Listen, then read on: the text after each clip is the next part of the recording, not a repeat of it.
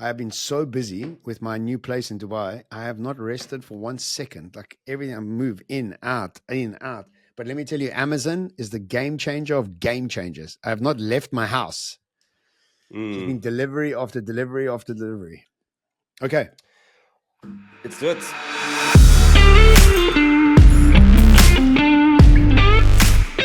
Welcome to the Expansive Podcast. It's great to have you along with us again. My name is John. I'm coming to you all the way from Bucharest, and I'm always joined with my award-winning podcast co-host, Eric the Kruger, paddle player. Okay, you're definitely not a paddle player, but anyway, great podcaster, speaker, and author. What's up, Eric? I fully love your intro after we've just won the best pod of the year at the Africa Podcast and Voice Awards. It just shows you that even though we are 225 episodes deep, we keep butchering intros. It's just part of what we do. Professionalism.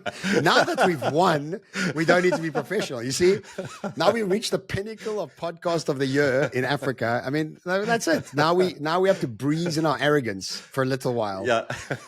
Anyway, so you kind of build your way up until top level professionalism, and then you win the award, and then you just go back to roots, like starting all over. Yes, back to roots.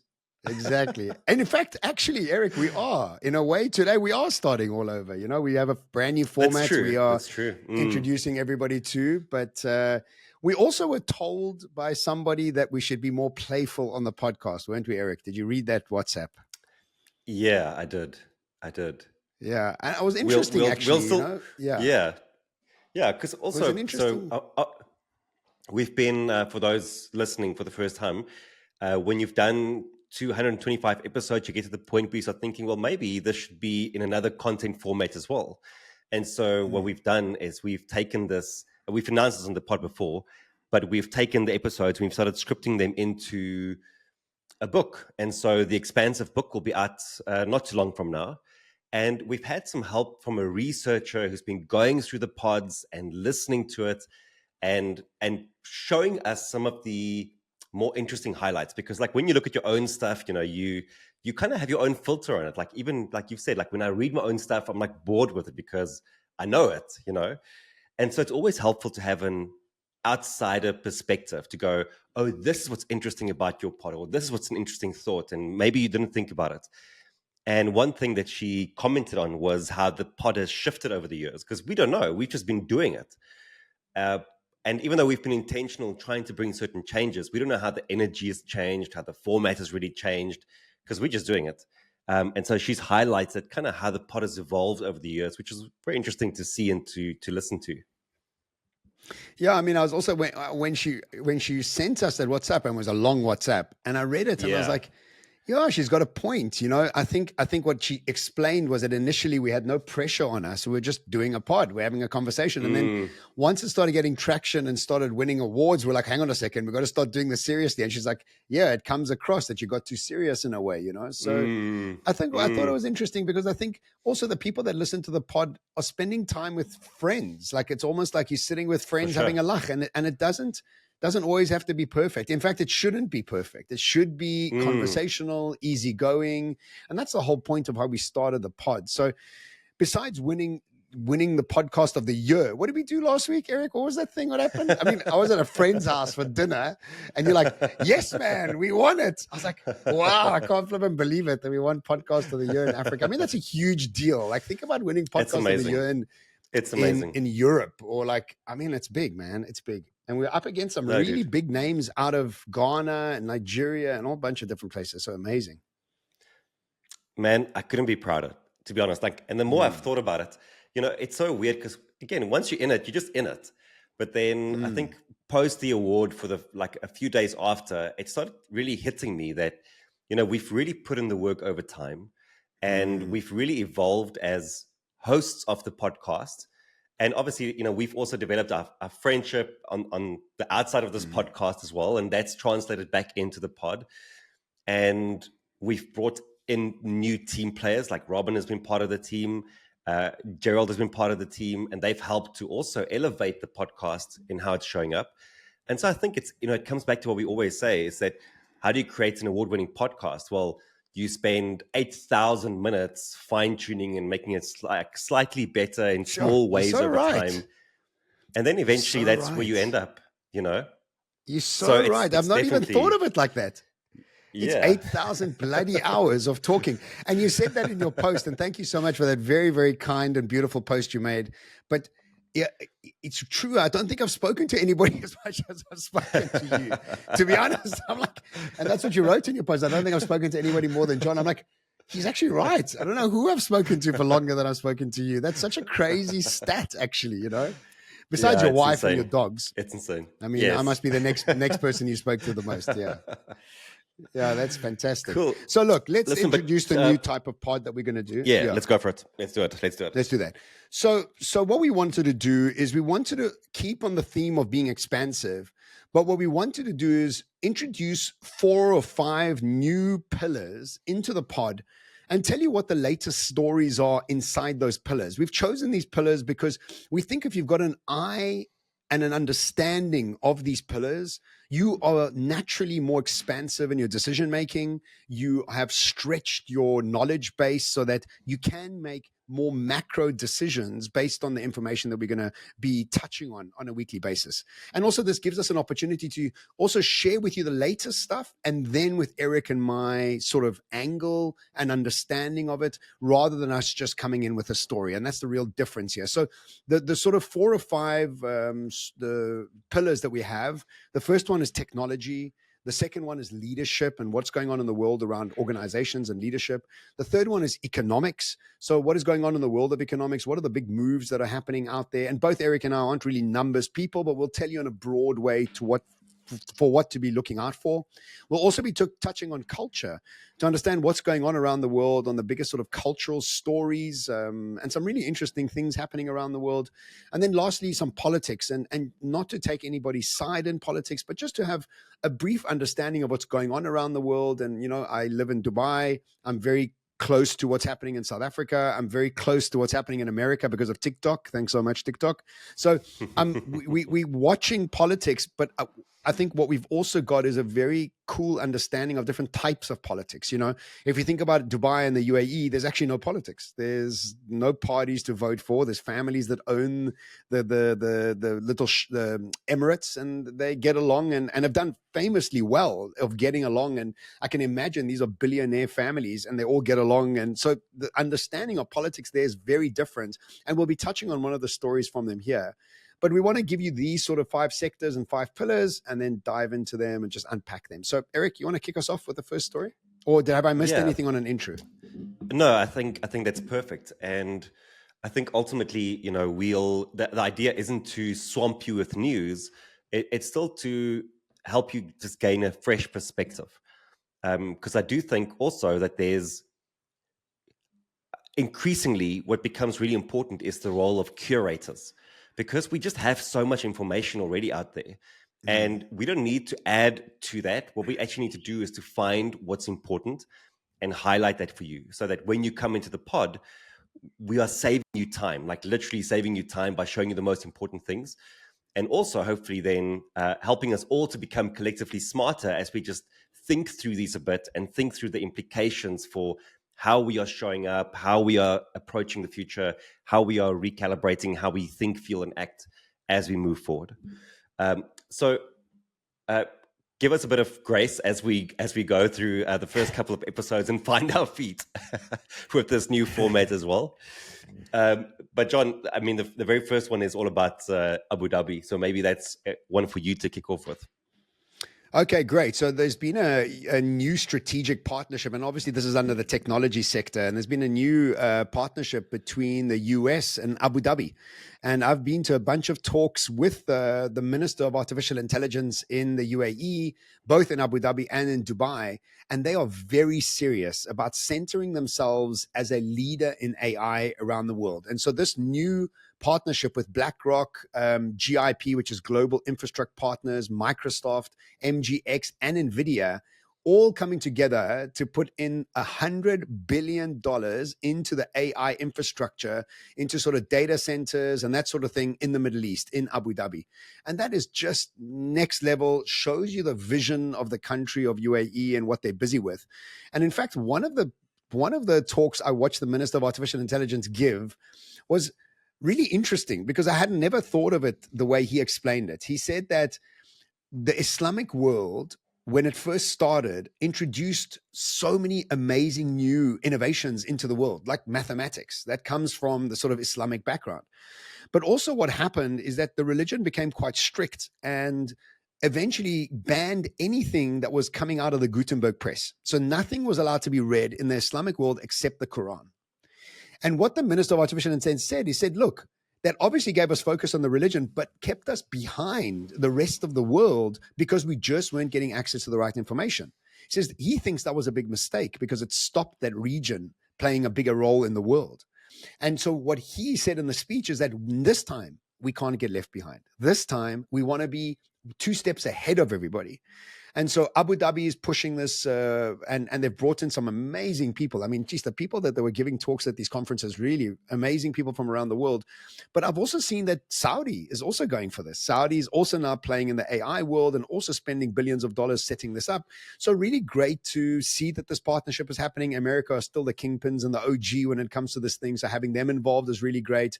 And also, remember, UAE is like a Switzerland of the Middle East. They're friends with everybody. So to have this partnership is really cool, and I think it's really exciting to watch what's happening.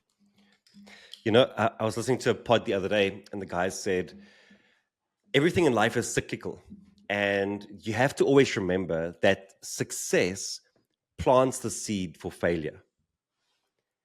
And yes, it's such a poetic way of saying it, Yeah. And so it makes me think of this immediately, that, you create the technology, and in that there's something that starts growing or forming that might inhibit further growth or further, movement into the future. And so it halts, it stops it. And then now, like when you listen to the story, you go, oh, but these guys have learned the lesson, and so often we go through history where we don't learn the lesson, and then you keep bumping your head and you keep planting those seeds for failure, and you keep not seeing the growth or the expansiveness that you want, and you go, well, why? What is that? And you realize that you've never really learned from what happened, from where the failure occurred. One thing I got to say about those royal families, they're not entitled. They are really not entitled, because what you're describing there is a level of entitlement. Like, if I think, and to all our English listeners, no offense, but your country's kind of upside down. And I know, it's not rich coming from South Africa, because it's also upside down. But either way, if you look at what's happening in the UK, I was watching a documentary about it moving towards a third world country. And if you take the economy of London out of the UK, you're dealing with close to a third world country. Lots of unemployment, lots of people on poverty lines. And the thing is with England, they've been so powerful for so long, and then you get to a level of entitlement. And now you're like, hey, I don't need to do much. I don't need to be innovative. I'm bureaucratic. And so, yes, Dubai, not only are they innovative and forward thinking, they're just not entitled at all. There's just everybody's working, everybody's focused on what they're building. It's really just a very impressive place. And I just love it that they've done this deal. America are really excellent at what they're doing with the AI, and let's see how it pans out. I'm looking forward to seeing how it goes. Going all the way from AI to mushrooms, one of our topics that we tend to discuss the most on the pod, but with a bit of a spin. So there's this great video that has been surfaced recently, where they've now started to integrate mushrooms into robotics, and it's super interesting. So I'm still trying to wrap my head around it. I went and read through 2 or 3 different versions of the articles, because I'm trying to understand exactly what is happening here. But essentially what they were saying, that in mushrooms, you have this mycelium, which is the communication part of the mushroom. But also that in certain mushrooms, when they monitor activity in it, and there was a specific name, I think it was an oyster mushroom, something like that.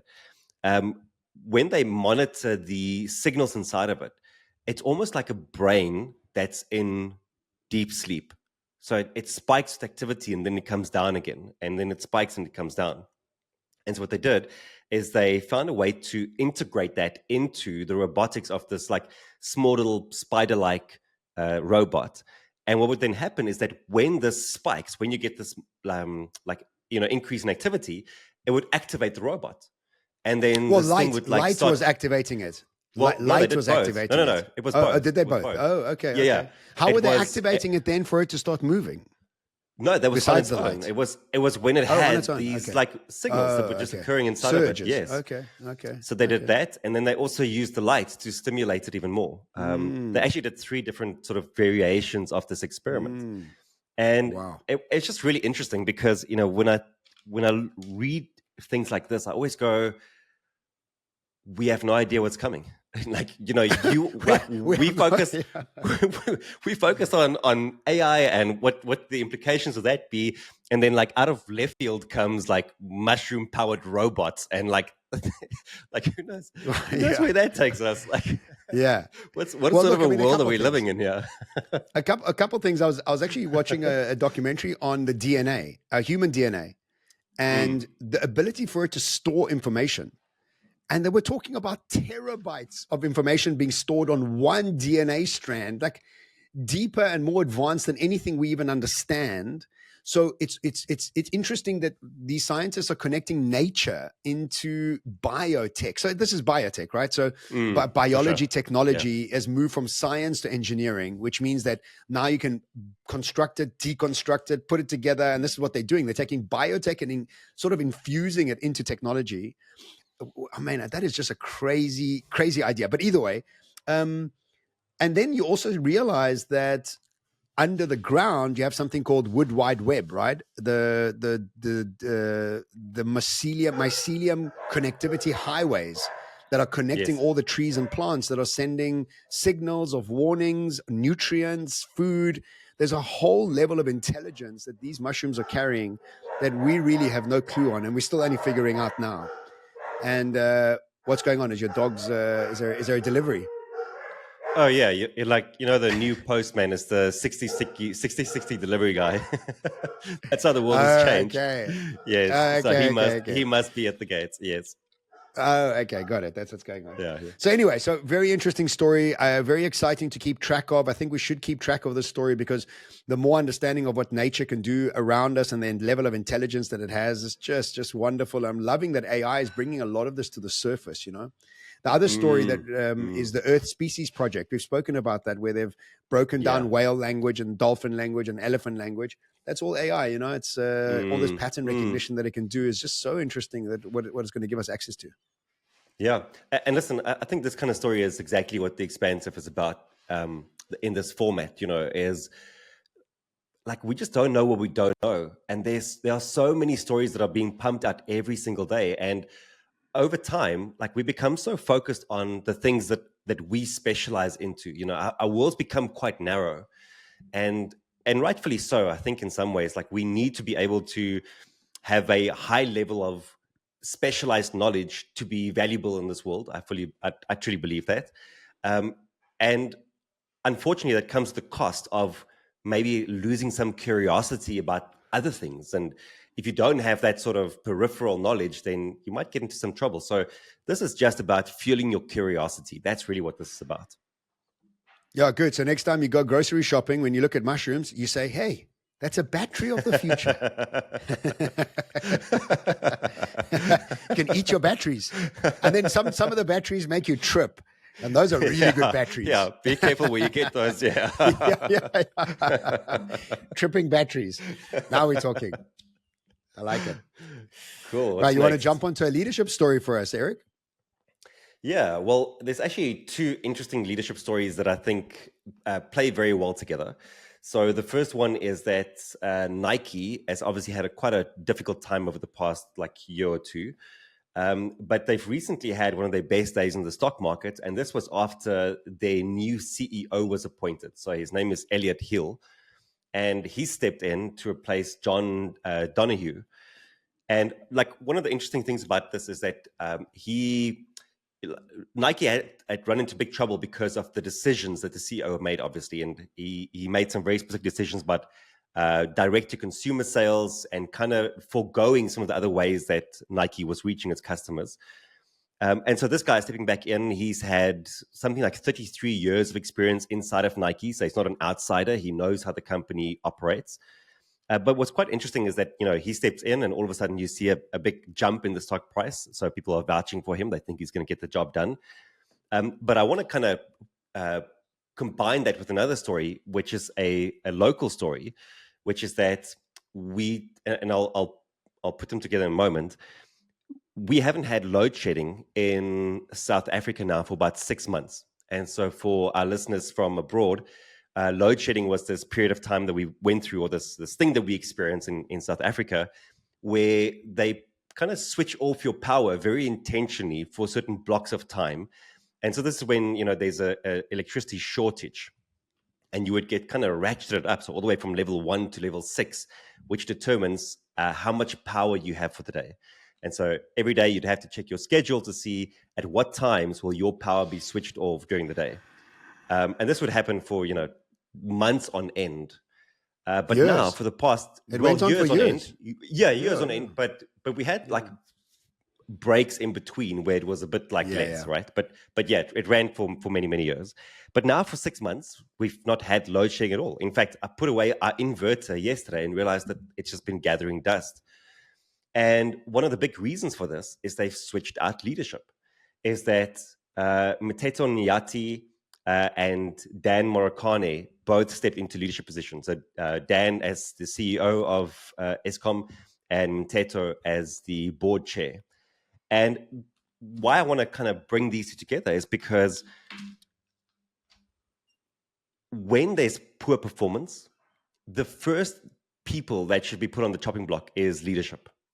And the company performance or the team performance, even sports teams, like everything really comes down to what is leadership doing.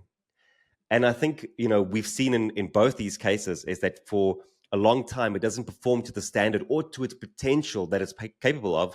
And then you go and you switch out leadership, and all of a sudden there's this new energy that gets infused and things seem to start falling into place. What we see in the environment is really a reflection of leadership. And the longer you are willing to tolerate poor leadership, the longer it gets, or the more difficult it becomes to ultimately fix the issues on the ground. And so I've loved it. Like you're looking at Nike, which is a massive, organization that's had an incredible legacy, that's run into issues, and like they've realized, okay, we need to swap out a jockey. And the same thing with Eskom. And you can see when both of them already there's an uptick and things are moving in the right direction. And it came from not trying to fix things on the ground, but fixing things at the level of leadership. Yeah, I mean, the Nike one is interesting. I've seen a bunch of documentaries around why it lost so much market share. And it's always the same story. The big companies get too big. They start focusing on the wrong things. And the new players are coming in with more innovative designs, more guerrilla marketing, just a different approach, more exciting, fresher ideas. And Hoka and On have eaten market share right in front of Nike's nose. And to be honest with you, whenever I used to travel, I used to always go check out a Nike shop because I was like, let me see what they've got. They got such shit. They're terrible. I think all the designs, I don't like any of the designs. I keep buying Adidas and some other shoes because I'm like, Nike just lost it. I don't find them attractive at all in any way. And obviously Hoka and On are on most people's feet these days. So yes, excited to see what this guy does. But again, he's just got to make his organization more nimble, listen to the market more, and they weren't, and I think that's what happens when you become such a big, successful company. And then Mteto, what's his surname? Mteto, yeah? Mteto Nyati. Mteto Nyati. That guy is amazing. He is a masterclass. He is a masterclass in leadership. He's calm. He's collected. You know what he reminds me of? He reminds me of Adrian Gore from Discovery. Very clear, very uses simple language. And he's been a successful chairman in 5 major like from MTN to like right across like massive organizations. So for him to come in and within a year or so of him being in, taking away a problem that South Africa was suffering and the economy of South Africa was suffering, the mood of South Africa was suffering, everything was suffering. for him to come back and change that so quickly has been just a remarkable, as you say, leadership. But then we've also got to give kudos to Rassie Erasmus, who's also a leadership guy, who's also in the South African sort of place with the rugby and what they're up to. And I watch a lot of TikToks on rugby sort of commentary, and all the TikTokers from around the world, the rugby commentaries are like, we used to fear going to play All Blacks. Now we fear to go play Springboks. Like it's switched from we fear to go to Ellis Park. We fear to go to Loftus. Loftus not there anymore. It's like, it's Loftus, Cape Town no, Stadium. No, it's still there. Pretoria. You're thinking about Newlands. Shit, that's Pretoria. Newlands. Sorry, Newlands Yes, is gone. yes, Newlands yes, is gone. Yes. And so Rassie's also got some amazing documentaries out there. I don't know if you watched Chasing the Sun, Eric. Have you watched it? I just watched snippets of it. No, man, you must watch it, bro. It is excellent. It's on my backstory. No, you must. Because I've been sitting in bed at like 11 at night watching it. So much testosterone running through my body, like like so much energy, and I'm like, whoa, calm down. I feel like I'm in high school again. It was so good. So yeah, we have a lot of good leadership around us. So it's fantastic to see these guys doing it, and Nike needed to do it. They were in trouble.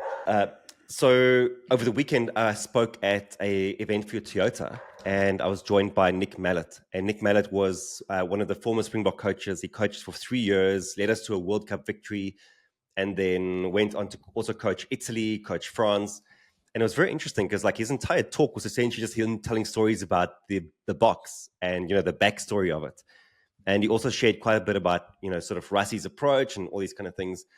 But two things. One is, he said, what you also always fear as a coach is DCM.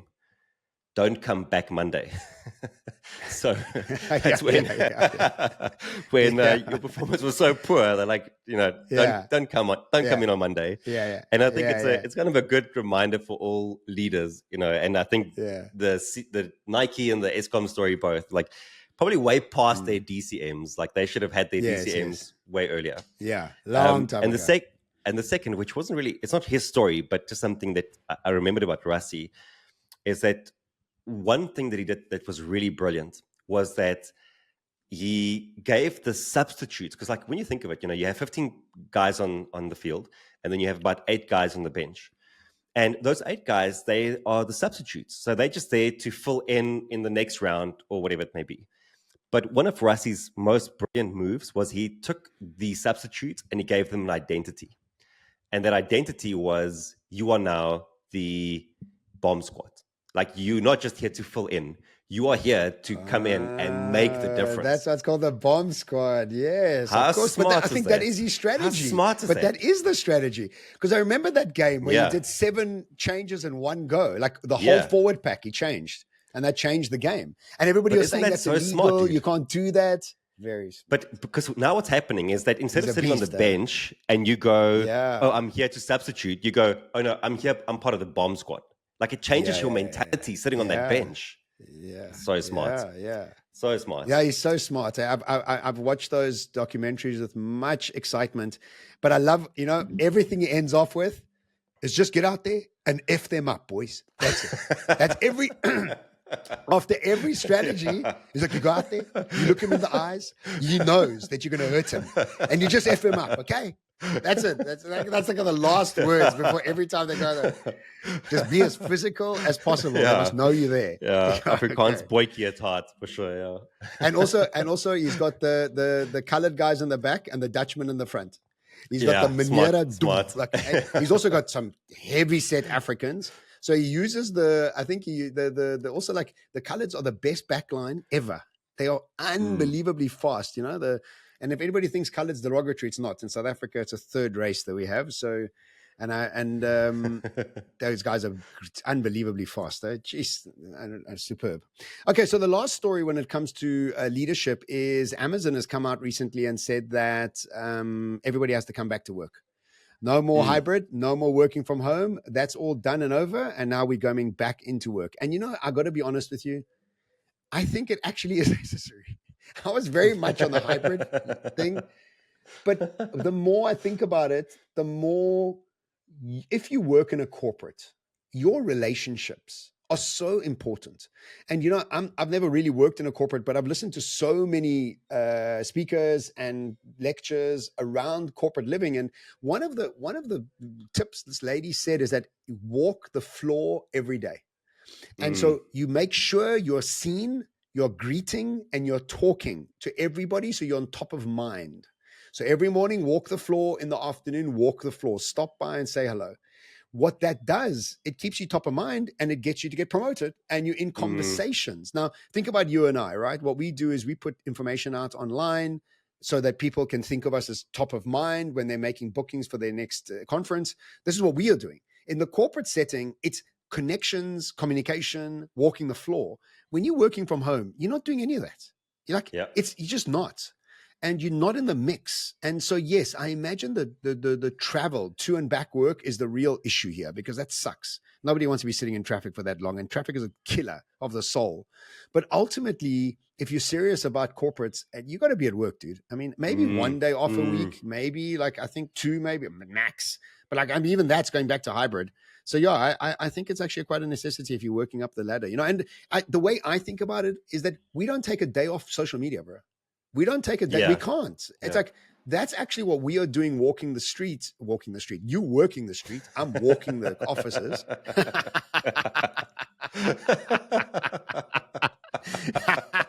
You are. Yeah, you're walking the streets, Eric. How'd you build your speaking career? Well, started off in Hillbrow when I was walking the streets. Updating my LinkedIn bio after this. Yeah. Yeah. So Amazon's got everybody going back to work, and we were talking about Amazon before we got on air. I've moved into a new place in Dubai, and I'm furnishing it, and Amazon has been a game changer. My God. I'm just sitting there at 11 at night. It's like, oh, I need this. Next morning, 11, it's at my house. I'm like, oh my God, what a genius. Every time I order something and it arrives and it's perfect, I'm like, Jeff Bezos, you deserve this. Good for you. Good for you and your 15 yachts. Good for you. And a billionaire. Yes. Yeah. Ripped billionaire with 3 jets. Good for you. Good for you. Listen, it's interesting because every time you have a big company that announces their return to work policy, everyone just flares up. It's kind of like this debate is quite settled and just sort of running in the background, and then a big company announces return to work, and it just flares up, and you have people coming out from both sides, people going, oh, everyone should be allowed to work remotely, and then people going, well, no, the best is to be in the office, and then obviously the hybrid guys. But I think they were doing 3 days a week.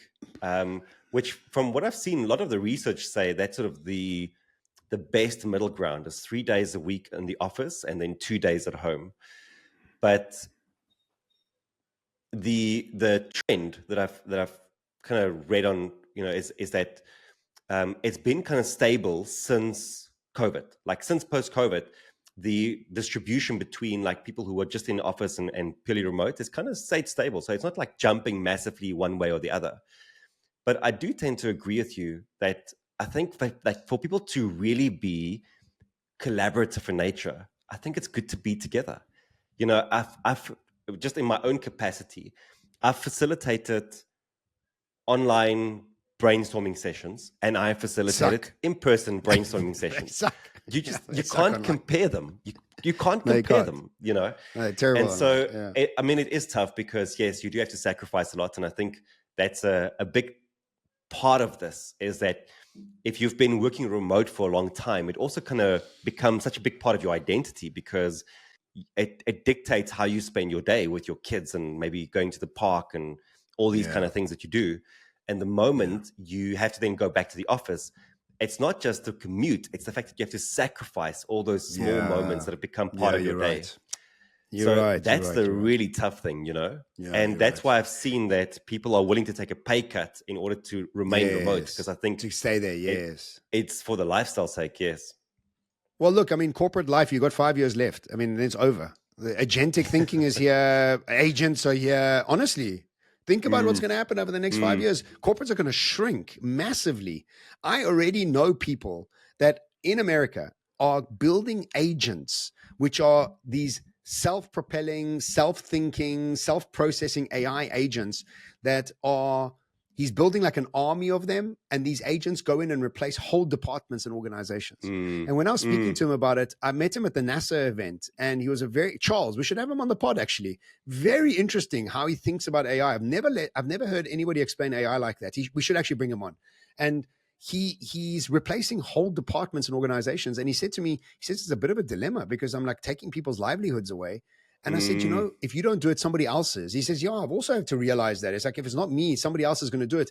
And then also what we got to do is realize that the phase is here. It is now here. It's like, we've been hearing about it. Okay, now it's here. Okay, now we need to start evolving and we need to start thinking about things in different ways. So, corporates, be at work, get those networks done. But I think there's a skills shift that's going to be needed very soon as the agentic thinkers start coming sort of into the mix, which is, agentic thinking is regenerative AI, which is one up from where we are as generative AI. Then we go to regenerative AI, which is agentic thinking, which is self-propelling, self-healing, self-educating AI systems, which is, I don't know. I don't even know where that's going to go. But let's do our last story, Eric. Last story. Cool. And the last story is about a fascinating topic called Sean Combs, P-Diddy, who has been up to no good for many, many years.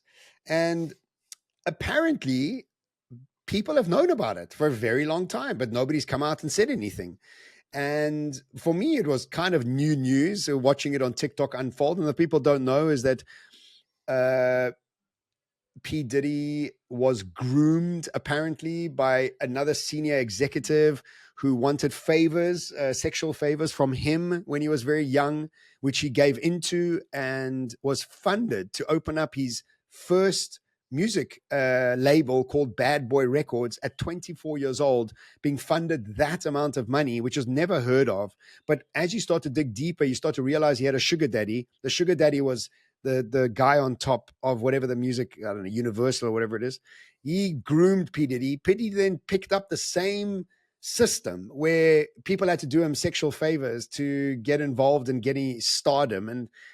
And then that's moved into debauchery parties of having all the stars there, filming it and doing an excessive amount of drugs and taking advantage of a whole bunch of different people. Apparently 3,000 people have come to and have sent formal complaints about the 30 years of parties that he has been, or 20 years of parties that he's been hosting.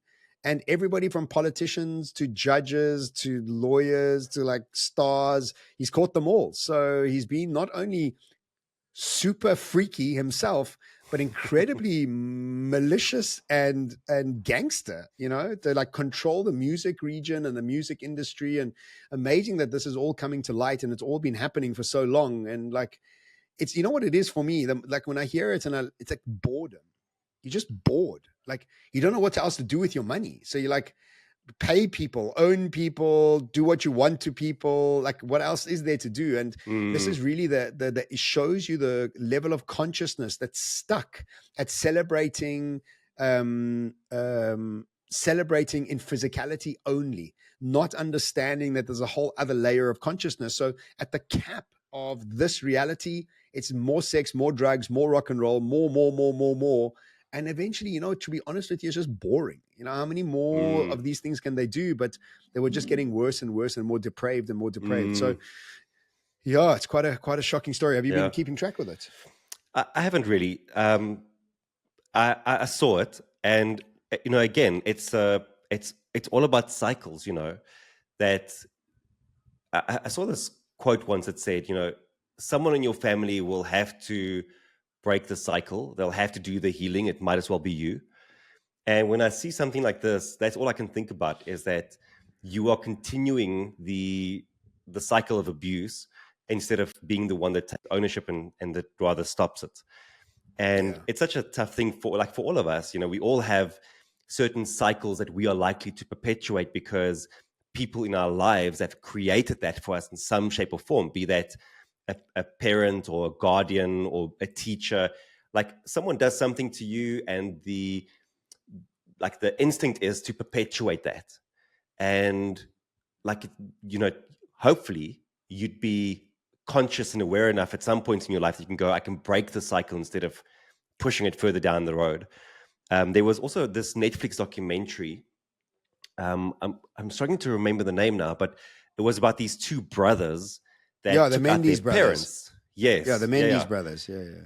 And it was the crazy same thing. What a crazy story. But what struck me was the dad was abusing the one brother, and then the one brother abused the other brother. And he said it was because it was almost like normal. Like it felt like he had to do it to someone else because it was being done to him.